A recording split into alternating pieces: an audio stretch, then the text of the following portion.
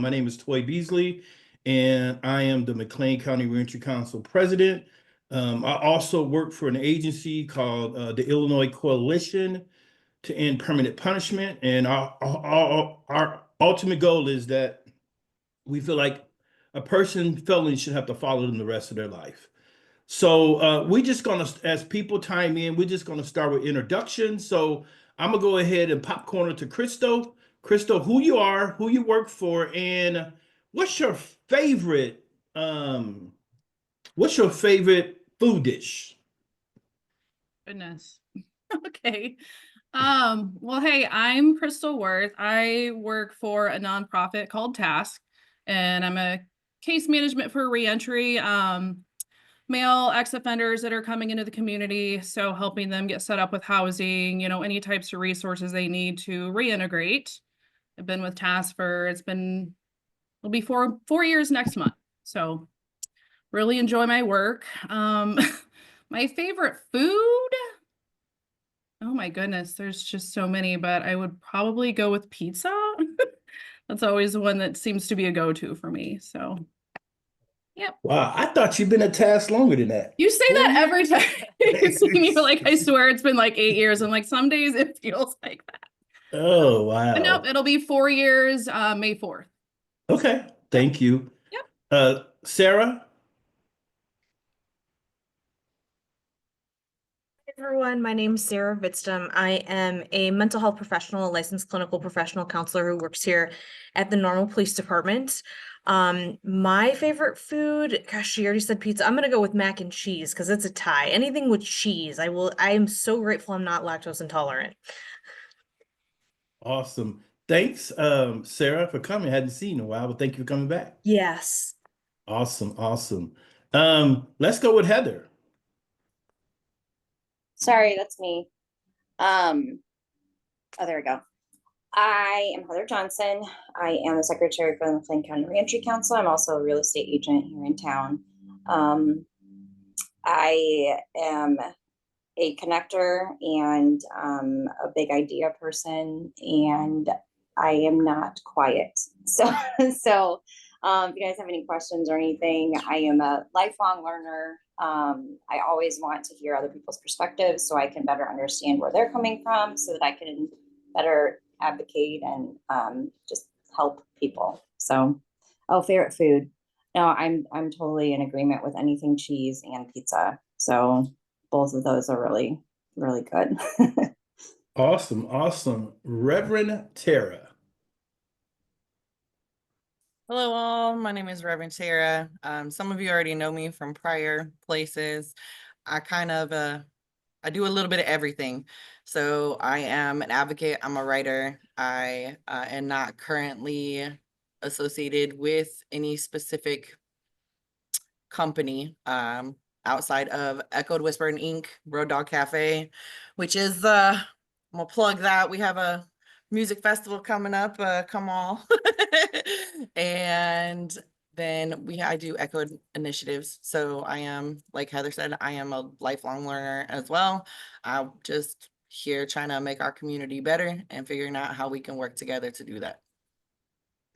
I can't believe I never knew you until last week. And I've been in this community for a long time. Just met you last week. That's weird. And we worked some of the same places, do some of the same things. So anyway, glad to have you, Tara. Appreciate it. Adam? Hello, I'm Adam Lovell. I'm the Community Services Director at the Salvation Army.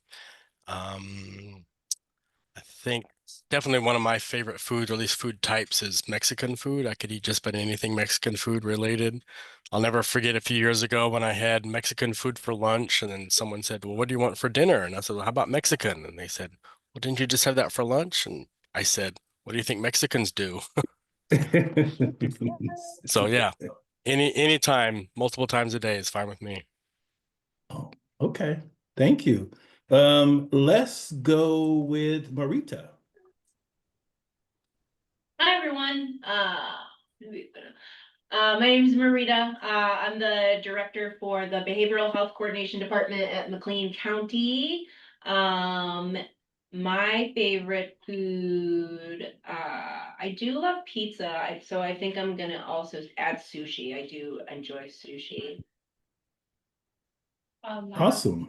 I work for Fuse. I love everything. So it's really hard for me to choose. I would say right now, my current obsession would probably be chicken nuggets. Honestly. Classic. Awesome. Awesome. And then I think we have Michelle just popped on. Michelle, who you are, what you do in the community, and what's your favorite food dish? Hello, I'm Michelle Cope. I'm a community member. I'm on the board of the McLean County Reentry Council. And I would have to say my favorite food is, which is what I asked for my family every year for my birthday, is breakfast for dinner. So basically coffee with anything breakfast foodie. I'm okay with it. Awesome. Awesome. And we're gonna go to Langston. Hey guys, I'm Langston Pates. I'm a board member of the Reentry Council. Justice impacted. I've served time in county jails, state prisons, and federal prisons across the United States. Now a business owner and a real estate investor, and I'm here to facilitate the panel. I get to ask our guest Tom Lewis some questions today. Favorite food? If I got to go make a dish right now, I'm gonna throw a 16-ounce ribeye on the grill and probably a baked sweet potato. Awesome. Awesome. Awesome. And Tom, you want to introduce yourself? I know we're gonna find more out about you, but Yes, just it's good to who you are, what you do, and your favorite food. I'm a longtime Bloomington Normal resident. I've lived there my whole life. I'm also recently paroled. Um, my favorite food, and I've also is Langston. I've actually spent time in juvenile. I've spent time in state prison, federal prison too. So I'm trying to get my life back together. But my favorite food would say I'm actually at Cracker Barrel. I just left, but I actually like barbecue. I prefer any type of barbecue. Thank you. Thank you. Thank you. I just want to jump in. I know we got maybe one or two new people, but every 2 or 3 meetings, I like to just talk about our mission statement. What's our vision here at the McLean County Reentry Council? So can you guys see this PowerPoint? Yes. Okay. So our mission statement with the McLean County Reentry Council is to provide a coordinated community response to address Got to be me.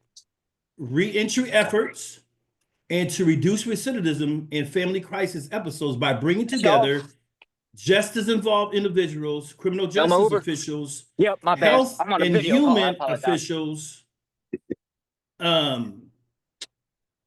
human service providers to increase education, resources, and autonomy for justice-involved individuals in McLean County. When a community advocates for the removal of barriers that impede their fellow community members from leading productive and purposeful lives, the entire community becomes visible and safe demographic for all citizens to feel seen and heard. And our goal is to connect just as affected populations with educational programming, resources to meet basic needs, and other supports necessary to regenerate into the community. Reduce stigma with a focus on removing barriers to civility and evaluating the voices and experience of justice-involved individuals. Complement rather than duplicate or replace the efforts of other social service agencies. So our primary goal is how can we reach individuals not only in the community that justice is involved, but how can we reach people that's already incarcerated? So one of our goals that we already initiated, we're working with DOC. DOC sends us, DOC has an application, and those individuals that they recognize that's coming home to McLean County, they send us an application and we send them in a resource guide to help them look at to see what things they can find out before they come home. I'm a big advocate of starting reentry before they leave. And same way with the county jail. We work with the county jail to help our individuals, connect them with resources before they come home so they know that what's available before they come home. This is just our board of directors, board members. Of course, I'm the president. I just like to acknowledge who our board is. Right now, our vice president is vacant. Our treasurer is Michelle Cope. our awesome secretary is Heather Johnson, and one of our board members is it's not Kara Altman. She got married, but Kara and Keith Green, and Langston. And some of you guys and girls, ladies and gentlemen, already know what our email list is. What our email is. Some of you guys and girls have not probably went on our Facebook page. So if you want to go on our Facebook page, our YouTube page, even on our website, it's all McLean County Reentry Council dot org. Share with people. If you can invite people, that'd be great. So other than that, today we got a panel discussion. I know we had 2 or 3 people that couldn't come today. So I think that we just got one person who we're going to do a panel with. So Langston, I'll go ahead and turn it over to you, and you can lead your panel with Tom Lewis. Yeah, thank you, Toy. I know we went. Can everybody hear me? Yep. Well, good. I know we went from a whole panel to looks like we've got one interview here with that. That's awesome. So I thank you, Tom, for taking time out of your day just to be here with us and share and let us all get into your mind a little bit, because the way I understand are recently released, man. And so the fact that we get to kind of just get some answers and have some questions with someone that has come home as recently as you have. I've known you, man, since we were little kids. Yeah. But this gives a chance for the people on this call to get to know you. And I like to welcome all you guys. This panel it's an important opportunity for us to come together, community volunteers, members of local boards and the McLean County Reentry Council, to, deepen our understanding of one of the most critical and often overlooked transitions in a person's life, reentering back into society. So thank you guys for being here. This panel should serve to inform and engage, equip, give us knowledge and compassion, tools to build a stronger, more inclusive community, and better understand the role we each play in ensuring that everyone has a real second chance. So, Tom, everybody knows your name. If you would, man, introduce yourself, fully. Give us a little bit, just about, how long you've been home, what kind of things have worked for you since you've been home, and what kind of things haven't, man. I was just recently released. I got out April 9th. I paroled out of the state February 10th, but I was on dual papers. I also had a federal case pending at the time. I actually went in front of the judge. He gave me time served and kicked me off my federal probation. So now I'm just left with my 4 years of parole left. I can honestly say I've probably been incarcerated out of like people that we know, Langston. I've probably done more time than anybody. I've been incarcerated most of my life. I've done more life in prison than I have out.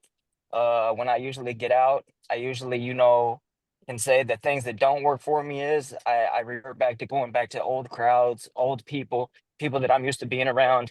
And it always seems to, end in a bad situation. You might have good intentions starting out, but majority of the time it always ends bad. So basically this time around, I have a very good family. My mom was a teacher for District 87 for 30, almost 40 years.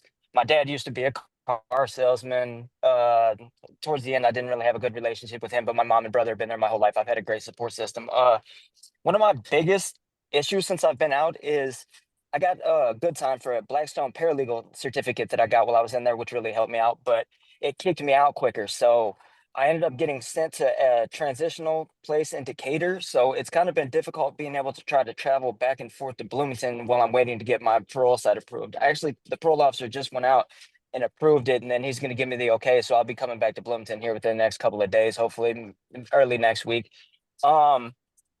I've actually, talking with some of the people that I've known in my ties to the community from being there for so long, I actually have quite a few job offers. So, I know that's something difficult that people have when they're coming home, is, people don't have money. And you know what I mean? A lot of times, they start, panicking because, you know, they see everybody else around them doing good, and they kind of worry about, you know, oh, how am I going to do this? How am I going to do that? So, you know, a lot of times, you know, that's where you get a lot of people that, you know what I'm saying, go back by. They tend to, you know, resort to the old lifestyle or the old habits that they do. And I've always learned, you know, it's about basically, you know, surrounding yourself with positive people, because if you bring a negative energy into your life, it's going to have its consequences. It's karma. It's always is, always will be. I'm trying to think what else I can say. I'm trying to think, Let what me else? let me Go um ahead. let me stop you there for a second. I want you to elaborate a little bit on, you know, being sent to transitional living outside of the community that you plan to live in. What Tell me more about that, because that's something that I experienced. The only transitional work release center was like in Springfield, but I Yes. wasn't moving to Springfield. I wasn't going to establish myself in Springfield. So going to find a job and establish myself in a city that I have no intentions on Of being in. living. What is that like for you? Tell me about that. it it's difficult because they want you to go on a job search every day, and it's like, you know, I can easily apply and get a job, you know, ADM Caterpillar, but I don't want to start a job somewhere and then, you know, be working there maybe 2 weeks, 3 weeks. You know, some of these guys have longer stays than, you know, some are less fortunate, need, you know, build their funds up to find somewhere to go. You know what I mean? Some of us already have houses and stuff like that, but I don't want to quit a job that I just started and, you know what I mean, have that, you know, looking like, you know, why was he only here 30 days or less? You know what I mean? So that's been kind of an issue, you know. Uh, Thankfully, my family has, you know, resources. I actually have, you know, the financial means to be able to live. But, you know, I know a lot of people struggle when they first come out and they don't have that financial assistance. Right now, actually, they're using it at the halfway house because they ask you to do, they get 45% of your EBT card. But the reason they haven't been giving them is because of the address here. So the guys that actually need the funds here aren't getting it right now, and they're sectioning it as a code that's, they say it's a drug and alcohol treatment place, but it's actually not. It's a transitional center. So I've been looking into logistics of that to try to help the guys out here get their, you know, link card, because, you know, I mean, people survive off of that. You know what I'm saying? That's their food when they get out for a little bit until they can get themselves, you know, reintegrated into society. Let me ask you, because you just came home like a week ago. That was like a week Yes. and a half. You've been April home 9th. literally all of a week. So Yes. this is still fresh in your mind. And in the last week, tell me some things that you either did or wish you had done before you left to prepare yourself for the world. Even in just the short week that you've been out, what are some things that you did do? And then what are a couple of things that you wish you had really prepared in your mind, even that you didn't think about before you left? Two of the biggest things that I did while I was in there that helped me out was I got my paralegal certificate from Blackstone Paralegal. It's in Pennsylvania. That's helped out a lot. You know, it helped me get good time, but it also showed that I was trying to be willing to, you know what I'm saying, be more, you know, adaptable to doing programs in there. And then I also took a culinary arts class, which was very helpful. But for the most part, it's actually pretty hard to get into classes in there. So I think I wish that one thing I wish I would have done was knowing that I was going to be getting good time. I wish I would have put my parole site in ahead of time, because that's going to be, you know, it's always a hoop to jump through when you get out. It's easier when you're in there to get it started. I mean, once you're out here, you're stuck at their will of wherever they put you. So Okay. So educating yourself, getting some certificates and stuff, kind of preparing yourself with some skills that helped. But thank you. Waiting till the last minute to figure out that parole site kind of hindered you a little bit. Yes, it definitely did. I'm gonna tip you on in 2 seconds. I got y'all. Thank you. My bad. I'm getting out of a Zoom. I apologize. I mean, I'm getting out of the Uber. Go ahead though. Ask it again. I apologize. No. I was kind of just reiterating that educating yourself, giving yourself some skills, Yes. some things to do that kind of, gave you something to look forward to, using those skills that you got while you were there, but waiting till the last minute to set that parole side up, that threw you off. It's definitely thrown me off because, you know, I'm basically, all I have to do is go in. My buddy works for the union. They're actually doing road work right now, but he said he'll take me in and get me hired instantly. So I kind of, you know, it's only maybe a week or two extra that I had to sit down here, but that's a week or two extra that I could have had my feet working and, you know what I'm saying, getting everything going that I needed. So that's, you know, 2 weeks, you know, out here could be a lifetime, man. These guys out here struggle. I know they do. You know what I mean? I literally see it every day in here. You know, I mean, they're not guys that can literally get out and like take Ubers everywhere and, you know, no they don't have financial means out here, man. It's actually it's pretty it's sad, man. It's tough. Talk to me about the mental mindset, like preparing your mind to go back out into the free world to experience things that you haven't experienced in a long time. The way that the world has even changed since you've been gone, what, 9 years? Um, Uh, just you actually, talked about the days moving fast. Talk to me about that transition in these last few days mentally. How did you prepare yourself for that? I basically, I've been released before, so I've started to understand, a lot of guys when they come out, they're trying to go too fast. You got to take it slow. You got to actually pace yourself and understand that, everything's going to come a day at a time. You get a lot of guys that come home, I've even done it, and I instantly want to start living my life to the fullest and trying to do this and do that and do this. And next thing you know, your head, you're in over your head. You have no idea what you're looking at. You know what I'm saying? You're just basically trying to skate by your heels and it gets rough. I'd also say I'm trying to think of the biggest other problem that I've had since I'd say like a hurry up and wait process. You know what I mean? We're used to being, what I mean, hurry up and waiting. When we're inside, but when we're out here, it's basically free access to anything that you need to do whenever you want to do it. Catching up on these telephones has been a little bit difficult for me. I This was is going to actually ask you if technology was one of them. technology is one of the biggest ones. Like this is my second, iPhone, or whatever, phone that I've ever owned. I catch on pretty quick, but I still have, my troubles learning with the phone and stuff like that. So I sit down sometimes, the best place to, do is ask a kid. They'll sit with you all day and explain, hey, you got to do this, this, and this. And they Yeah. look at you kind of crazy, like you don't know how to use a phone. But Quick, at the end of the quick day, side note, yeah, Tom. I was serving time in a United States penitentiary in Arkansas. I had yes. just gotten there, and there was a guy getting ready to go home in 6 months, and he had been gone for 18 years. And he liked when I would sit there and tell him about Facebook and Snapchat, and he would ask me, so what, how does this work? What do I do? What is it for? And I would explain. I'm trying to tell someone who has never experienced, social media. It's He was 18 years old when he left. He was 36 going home, and he was just fascinated that he would be able to see other people on the other side of the phone and that kind of thing, which I know you haven't been gone that long. But even the amount of things that social media does, and the amount of power that you now have at your fingertips, that you may or may not have had in there. yeah. I know some people do have those things. Actually, without saying too much, Tom, tell us about that. People are now popping up with cellular devices and things in the prison. Does it give them a head start, even though they're not supposed to have these things? Does it give them a little bit of a head start, the contraband? The phones, I see people, where I've actually paroled out from Mount Sterling, but I was in Pinckneyville for a while, and the phone situation down there, it was crazy. It like literally, it wasn't hard to get your hand on a phone. I chose not to, based on the fact, I looked at it like, and it probably does give people a leg up, but I also tried to realize this time, getting a phone or doing stuff like that, it's just gonna lead to, what I mean, bad thinking and negative consequences when you get out. So, I just tried to stay, there was a phone out there, a tablet, that was enough for me. And they're getting a new system in there now so they can do like instantaneous on the messaging side so you can stay in touch with your family. You asked me a question actually on mental health. I think that's the biggest struggle. I Yeah. think like the biggest thing, like, we had an incident actually on Easter. This dude was fine. And then just he freaked out, man. Like literally freaked out. Like I'm not gonna go into too much detail because it wasn't a pretty sight. Let's just say he got arrested. You know what I mean? And you sit and you look and it's like, man, he was just fine 2 seconds ago. Did he have a mental health breakdown? Like I'm diagnosed PTSD, OCD, depression, anxiety. I've seen stuff that, I don't wish on anybody else. You know what I mean? I don't wish, the juvenile youth coming up and stuff like that.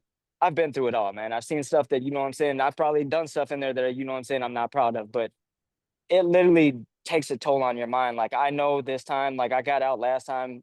I take a seizure medication, but I'll probably get back on some meds again once I'm out because I can actually kind of work with the doctor to get what you actually need instead of just being I'd say a guinea pig because, they don't prescribe everything that you need in there. They just kind of the mental health isn't great in there. So, you know, getting here, you need therapy. They don't have that. They don't have counseling sessions. They don't do like, you know how the federal place actually lets us run groups and open stuff, and you can kind of have more of a connection with the guys in there because you're out all day. Here, they don't in the state, man. It's not good coming home. It's basically, you know what I'm saying? Like, hey, we're gonna drop you off and figure your life out. Talk to me about some of the guys, like yourself included, because I was one of them that kind of grouped together in there to be that support system for each other. There's peer groups, like self-regulated, you know, Yes. men and women that are in there that take it upon themselves to group together to create that peer group to be that support for each other. Did you have any of that while you were in there? I did. You know, I've always, you know, I've been pretty, you know me my whole life. I can pretty much fit in with any crowd, anywhere, any people. You know what I mean? I can talk to pretty much anybody. So, you know, I've learned that, you know, you find two or three good people. Actually, one of my, you know, and I'll even say he turned into a friend. He was a Navy SEAL, and he was a real team member, and he actually, you know, taught me a lot of, you know, because I used to have anger issues and stuff like that, but he taught me kind of to learn how to discipline myself. And you know what I'm saying, when you're getting mad, learn how to just walk away for a second, you know what I mean, and think before you speak, think before you act, stuff like that. You know, he gave me a lot of stuff that, you know, I wouldn't at the time thought it'd help, but then when you get put in that situation, your mind already reverts back to, hold on, he told me to do this. And so, you know, you try and it works, and you're like, maybe he did know what he was talking about. So stuff like that does help. You know what I mean? Being able to connect with guys in there who are, you know, in your same situation. You know, sometimes I'll just sit and listen. Some guys just need to get it off. You know what I mean? We're like balloons, and we don't like to, you know what I'm saying, talk about, you know, feelings and stuff like that. So it's good in there, the support system. You know what I mean? Being able to talk to each other. Now, if you ever had this experience, you know, being home and you're in this new mindset, if ever you think about, you know, falling back to your old ways, do you ever think about those guys sometimes, those guys that, you know, you've met plenty of guys that are probably never going home? Does that Yeah. thought of them in there and knowing that they have the mindset but they'll never get that second chance, does that do something different to you and your drive and your motivation out here thinking about those guys and the time that you spent with them? I think, and you know, this is going to be some of the craziest situations. You know who some of the calmest, quietest people in there are? Dudes who are never getting out. And you think, you know, man, I have a 76-year sentence. I'm probably never going home. I don't like, in my mind, I used to wonder, you know, how do you stay so calm? Uh, One of my last cellies that I had, he actually had 75 years. And like, I became close with him, talked to him, you know, he was a good roommate. He was a really good roommate. 90% of your time is, you know, getting somebody that you get along with, you know, everything else is just kind of falls into place. But I used to sit and talk to him a lot and ask him, you know, like, can you get back in the court system? You know, this. And he doesn't allow it to affect his daily life. Like, he wakes up in the morning and, you know, like he says, you know, I just go on about my day like, you know what I'm saying, it's any other day. He said, you know, if something changes, it changes. But, you know, he doesn't talk to a lot of people. He was kind of, I didn't really, you know, I associate with a lot of people, but I didn't really talk to a lot of people, you know what I'm saying, about like my personal life. But I used to, you know, I still talk, I actually stay in contact with him now. He still texts me and he calls, you know, just once in a while just to check on me. And like he said, you know, he wants people like us to go home, and they want to live through you vicariously. So they feel like, you know what I'm saying, they have a connection to the street. And, you know, who knows, you know, with the laws that change one day, you know what I'm saying, maybe they will come home, and maybe that time that you took out of your day to talk to him or something like that, you know, you never know what somebody's going through, man. That's one thing I've learned. You never know what somebody's going through until it's either too late or they speak up. You know what I mean? So I do stay in touch with quite a few people from in there. Now, not knowing, you know, your case and all that, are you required to do any type of other type of programs outside of I keeping a job? Or do you have any other programming that you're required to do? they I went out already. I already took my assessment, my drug assessment, my behavioral cognitive therapy. I think that's what it's called. I've taken that. They said that I don't have any need for it right now. At a later date, though, if they feel that it's deemed necessary, I can go back in for another evaluation. But I have those. I also have I'm in the process of getting my license back now, so I had to go to I think it's a D Supra for the DUIs for the community to figure out, you know, what I need to do that, because, you know, that's another thing that's been challenging, not having a license. I'm used to having a car and driving around. So, you know what I mean? Being able to get around. So that's another thing that kind of sucks about being stuck down in Decatur. It's like I rely on Ubers, and, you know, the Ubers aren't cheap. Yeah, yeah, yeah. Yeah, transportation, that's a whole nother level of freedom, isn't it?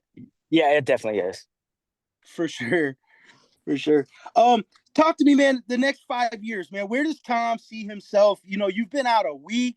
I know sometimes we just are trying to survive day to day, week by week, find employment, get our on our feet. But in the bigger picture, you know, when you look out of how Tom would like to see the next 5 years of his life go, knowing that the days go by so much faster now, what does It that look like for you? um as I said before, I like to take it on a day-to-day basis. You know, my first goal right now is getting back to Bloomington. Once I get to Bloomington, I have say at least 3 job offerings. So you know what I mean? I'm gonna go in, whichever gives me the job. It doesn't matter to me. I just like to work. So you know, whoever I get the job with first, I'll go there and stick with them for as long as I can. As most people know, I don't like going into it, but my mother's incarcerated, so uh I'm waiting for her to come home. She'll be 80 this year, so she's in decent health, but she's not moving as well. She uses a cane or a wheelchair to get around. So that'll be a lot of my time spent taking care of her. Um, I actually want to start working with, you know, kids again, just to try to deter them from my path. Cause you know, it's one thing to hear from somebody who, hey, don't do this, don't do that. But they're all walks of life, you know. I came from a good neighborhood, man. I made bad decisions. I definitely I can't say that, you know, I can't preach that enough. You know what I mean? So I know there are other kids in my situation that, you know, aren't living correct.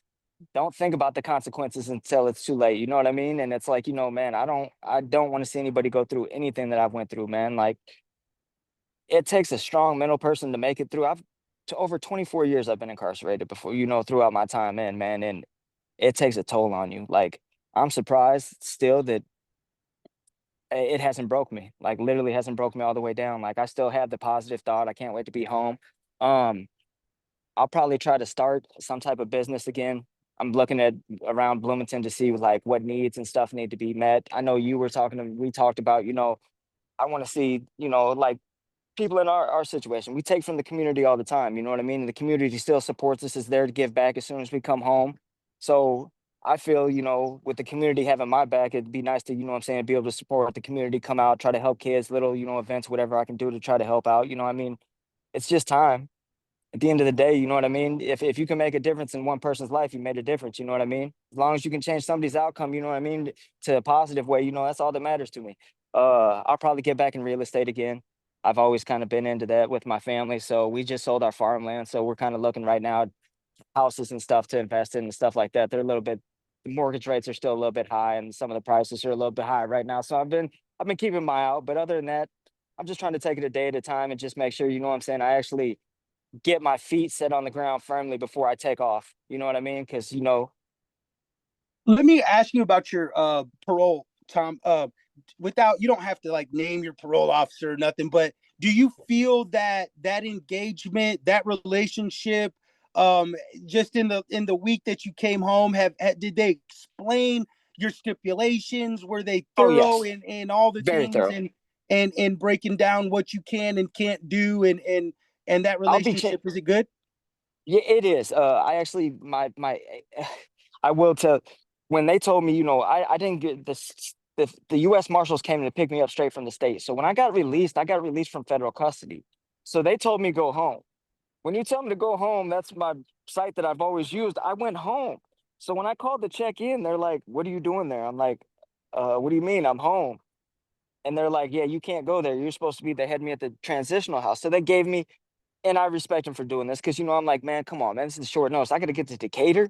I was like, man, I just had trouble getting home from Fulton County to Bloomington because I don't have a vehicle. And it's, you know, people have kids, lives, jobs. You can't just accept people to just, hey, let me throw this down. Time's out. Let me stop and do everything with it. You know, my life. I got to just put it on hold. So when I had to come down here, they gave me 3 days. He was a little upset about it, but you know, he said, man, you got to go through the process. I was a little upset because, you know, it's like, hey, man, I'm not from there. But, you know, at the end of the day, I had to suck it up because, you know, I don't want to go back.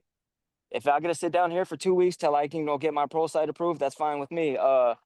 He explained everything to me. I'm on 7 to 7 movement, and I probably won't ever. You know, I might ask for, you know, maybe 7 to 9 once I get going, so I can have it. You know, I can work my hours and stuff like that. But I'm actually kind of glad to have. I've turned into a homebody. You know, I'll be 42 this year, and I don't really. I'm good. I don't want to. You know, I'm good on the nightlife. I'm good on. You know what I'm saying? Just, you know, I just want to stay home. You know what I mean? Be able to see family and loved ones that you haven't got to spend time with. You know, like I think people think you know, when you come home, you think all the big things you'll miss. Man, I miss the small things. Going out to my mailbox, waking up Yeah. in the middle of the night and going and opening the fridge. I might not even want anything, but it's just little things like that. You know, getting up, petting the cat, you know, or looking outside and being able to actually see the moon or go outside and get some fresh air. Small things have learned to mean a lot to me, man. Yeah, nothing like a porcelain toilet to let you know that you're free, man. Yes, definitely, man. Definitely, That's definitely. awesome. I I'm glad 100% you agree. brought that up because that was my next question, man, was the small things, like the little things, the grass, the fresh air, the grass is a little greener on the other side in this It instance. I it know it some it, people it say really the is. grass isn't always greener on the other side. This is the one case where the grass is always greener. I don't Trainer, care how good those inmates have those lawns on that yard looking. The grass is always greener on the other side of that fence, always greener bro. on this side, man. I can definitely 100% agree with that, man. 100% agree.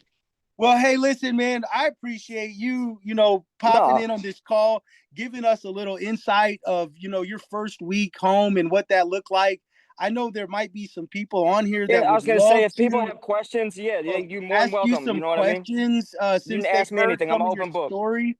And if you guys have any questions for Tom, man, now's the time. I do. Hey, Tom, welcome home. Thank you, Tor. I appreciate that, sir.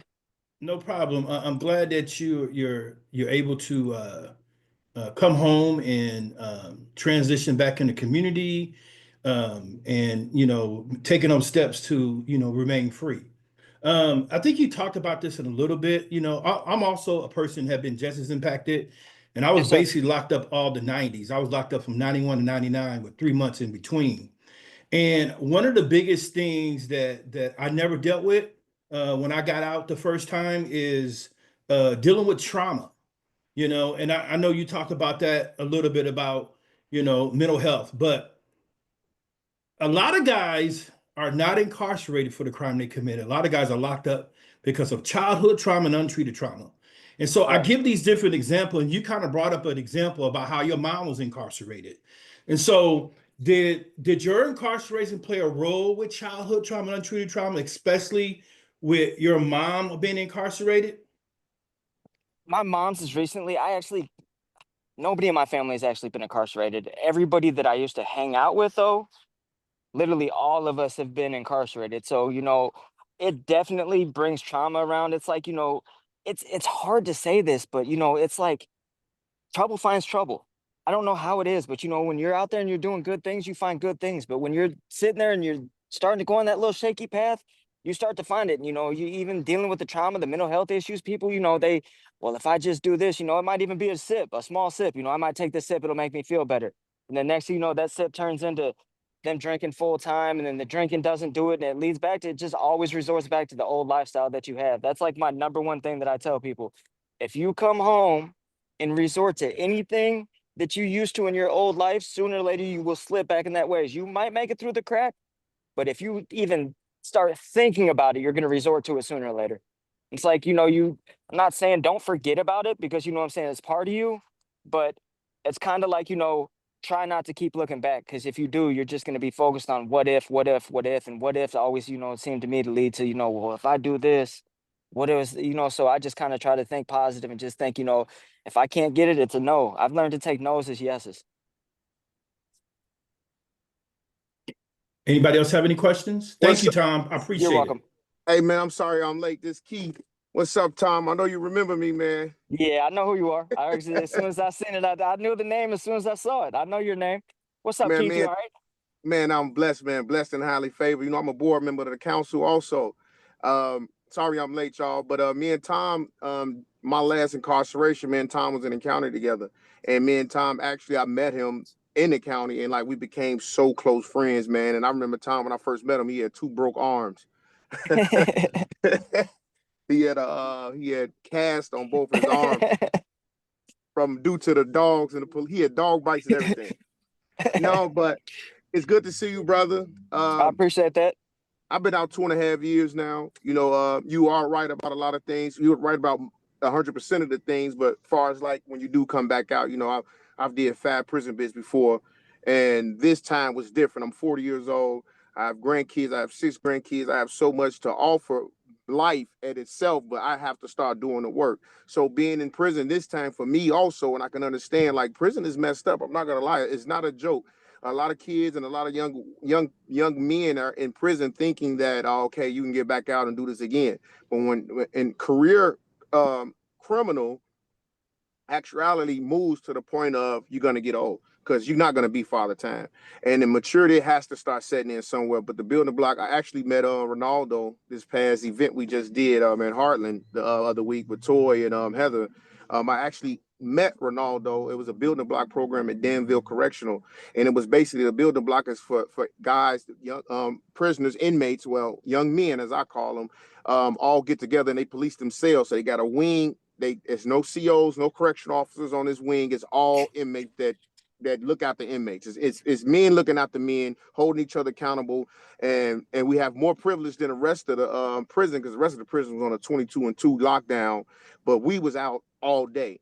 But a lot of young men that came and they wanted to be out, like, man, I want to be out all day, get on the phone and do this, and they came onto this building block program wing looking for that type of, I just want to do me. Became the fact that it's not like that. If you're not trying to restructure your thinking, you know what I'm saying? In order, it say, do not be conformed with this world, but be transformed by the renewing of your mind. So if you're not trying to renew the way you're thinking, you're going to result into the same thing. So I was a part of this building block program and I was a mentor. So like, it's just good to see my brother Tom out talking the way he is, because I know him personally and I know how he used to speak, but now that the way he's speaking now is much more, I know he tired. So I believe in you, brother. Like the I council, appreciate that. I've been on the council for probably like over a year or so, but I've been a board member about 4 or 5 months. Man, I do the work in, like you say, you want to give back to the community, man. That's all. That's why every time that they call me or it's something that needs to be done, I don't hesitate because this is something for me. I want to give back. I want to help those. Like you said, that one person. In order to be a man, you must Helping see a others man. helps us, man. It really does, Yeah. man. Helping others helps us because, it might not be big to the person that you're helping, but to us, it means the world. Because, man, I've taken so much, man. It literally, that's one of my biggest, like, my legacy can't be, man, I spent my life in prison and I didn't do anything with my life, man. Because I got weight, man. I have too much offered to me, man. Like, I come from a great family. Like, I Yeah. can't speak enough about my family and how good they are. My family will give me anything. So, it's like, I need to take those resources and actually use them for me and my family. You know what I Well, mean? this Not for I definitely like, and I want to say kudos to my homie Langston because he took a chance on me. And finding housing is very hard right now, and I was getting denied by so many housing management companies. And actually I called Langston. I was out on my wits end, and I called him, and he told me to come over here right quick. It was early in the morning, and I never knew Langston before. Just the way he took down the time to like console me, and I was going through so much family situation, and he took a chance on me, man. And even every time I see this landlord, which is his partner, he say, man, listen, don't worry about you. I mean, I uphold Langston's name, so I just want to say kudos to you, brother. I ain't seen you in a while.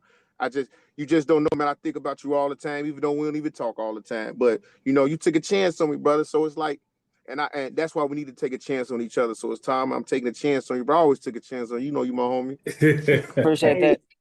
And I thank you, and I think that that's awesome to watch some of these things come full circle. Just to let Tom know, a year ago you were a panelist on this discussion, and we were talking about your reentry and what that looked like for you. And here you are, 12 months later, a board member of the Reentry Council. You have established, a career and employment and a place to live and all these great things happening in your life. And so I like to think that these calls and the people on these calls are able to help facilitate all of that. And I enjoy everybody on here, man. Thank you, guys. Thank you. Anybody else have any other questions? Yeah, I do. Okay. Welcome Hello. home, always. Thank you. I appreciate that. Okay, so you had said that, like one of your goals is potentially working with juveniles again. Correct. I currently have a significant amount of juveniles. It's kind of like our thing. I know that sounds weird, but it is what it is. If you could say like one thing to these kids that I got, because I'm like, man, I've got ideas flowing here, right? Like, I've got about 3 17-year-old boys that are trying to become men, right? They're And trying to grow up too quick. right. Be a kid. Mhm. Enjoy your time as a child. I was listening to this video that Shorty did, and he said, man, and not to quote him, it's a little rap song that he did on the Lucas Graham thing. He said, man, when we were growing up, we didn't have FaceTime. Go outside and enjoy life. Be a kid. Like, I remember growing up and riding bikes. If I wanted to go see Langston, I had to ride all the way from the east, all the way out by Locust Street to be able to see him. Then we'll go over Yeah. to grandma's house and play basketball. I miss times like that. Now I know I'm a little bit older. I'll be 42. So, I know the kids are more social media stuck and driven, but once you take that path and you stay, it doesn't stop until you decide that it stops. Until you want to stop yourself, the kids aren't going to want to stop. They think they know best. I remember that age. I thought it couldn't nobody tell me nothing. I've lived on my own since I was 16. You couldn't tell me anything until you were blue in the face. It took me literally probably until I was 37 or 38 years old to realize, hold on, time out. I'm wrong. I might think I'm right in my mind, but you know what I'm saying? I'm wrong because obviously I'm not getting to where I want to be. It's like, enjoy your youth because I remember, man, and I think everybody on this panel agree. You guys remember when we were kids and the days used to take forever? And you used to be like, man, I can't wait till I grow up. Now, when you grow up, it's like, man, I wish I was young again. I miss those days. So it's like, man, I just want the kids to actually enjoy life. Take the time and realize that you're gonna make a choice that you can't, a lot of these juveniles are getting charged as adults, so they don't get a chance to, get that expunge off their record. Once they're in the system, man, it's a nasty cycle. I've done 5 state bits, 2 juvenile bits, and a federal bit. Was about to be the second federal bit, so I got lucky that they gave me time served. So it's like I grew up in Brookridge too. So if that'll tell anybody about if they know where the area is, all walks of life get in trouble. All walks of life. It doesn't matter where you come from. It doesn't matter your skin color, your age. It doesn't matter who you are. At the end of the day, it just matters that you got to change your thinking. If you can't change your thinking, you're just going to resort to what you don't know. And what you don't know is the scariest thing in the world that you've ever met. I'm telling kids do not want to go in there. Man, I went in. I literally got picked up. I was at IYDOC St. Charles, and I literally got picked up, and I used to go through the old Joliet. Man, that shit scared the living, and I'm not gonna say it scared the living ass out of me for real. And Yeah, then my husband I was started telling me about seeing, it. and then I got to seeing how the state was, and then I went to the feds.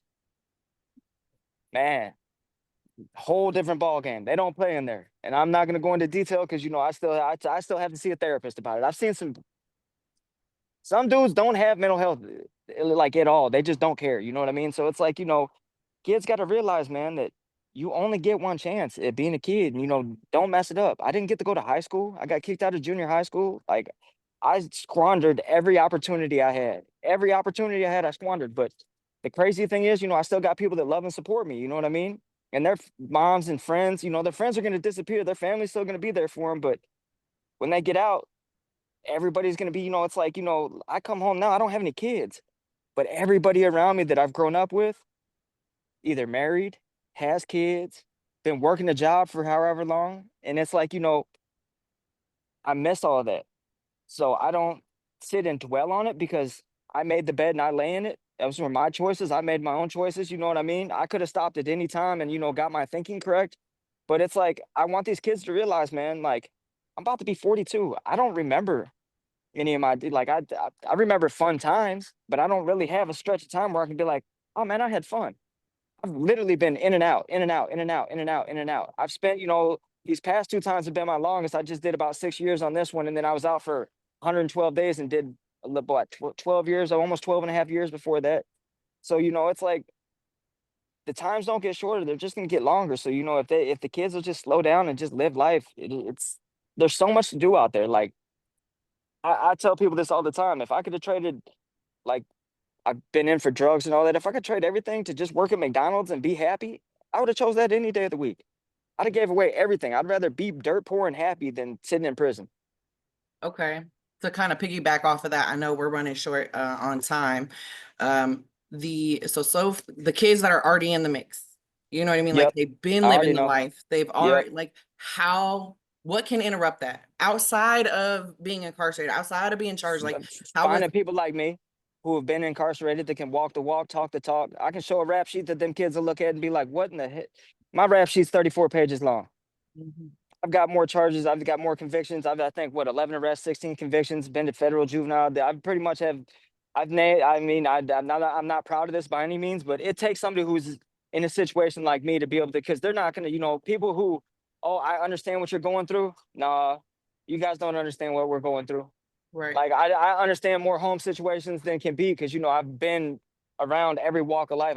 People might not have a place to lay their head. You know what I mean? Those kids, so they feel like, man, I'd rather do this than, you know what I'm saying, not have a place to go. Like, I can relate to almost every situation that the kids are going through. So it'll literally take somebody who will put time and effort in and actually show them, and I'm not going to say this for all, but a lot of the time, I had a great mom, but we lack male support. And a lot of the times, man, you miss that, and then with females, it's still the dad thing too. Moms are usually, I ain't that, not to, get on us dudes, but moms usually are always there. You got your few great dads that, you know what I'm saying, get stuck in the situation, take care of their kids and respect to them, but they don't have a male figure. They don't have somebody who will tell them, hey, this isn't what you want to do. You can be respectful about it. You know what I mean? It takes respect. Once you gain a kid's respect, they'll listen to you. Yeah. And Tara, a lot of those young men and women that you're speaking of, they're either running from something or they're chasing something, Yep. And so getting down to either what they're running from or what they're running towards, and then how do I replace that? If you're running towards, wanting to be social media famous and rich and a rapper and all these things, and you're living that lifestyle as a young man, then what if I could show you a different way to have that house, a different way to have that car, a different way to own real estate and go on those trips and all of those things that you don't have to. I was on the news last week wearing a shirt that said intent to deliver. I had my criminal charges.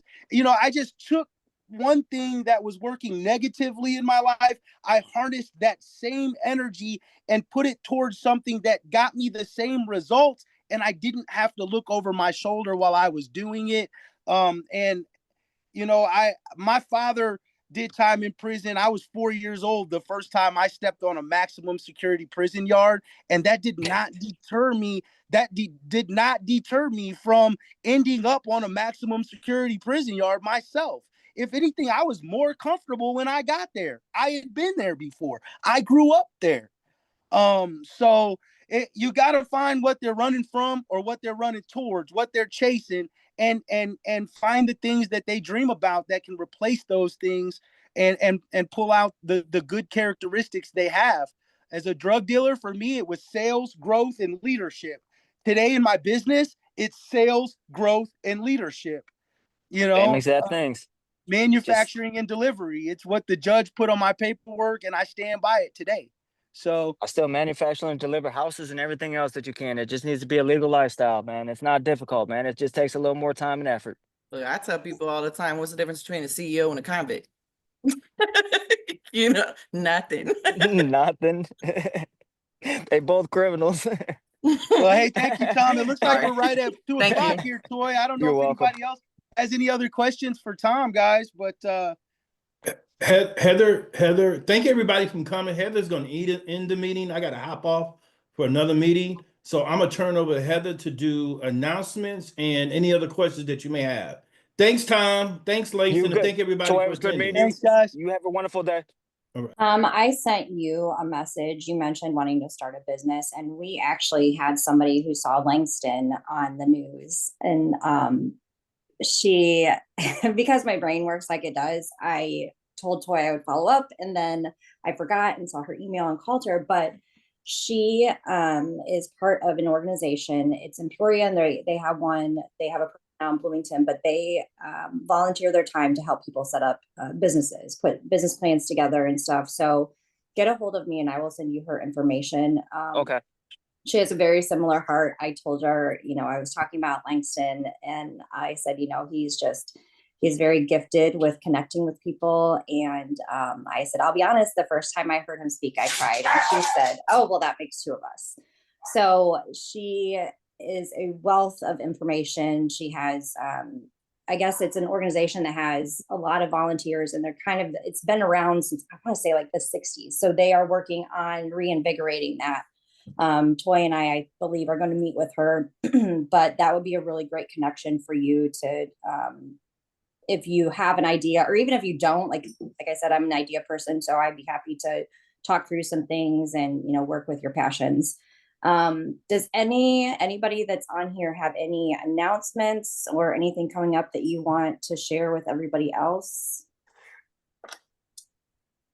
No? Okay. So we do have a week from tomorrow will be our resource fair. So I believe we have 20 organizations signed up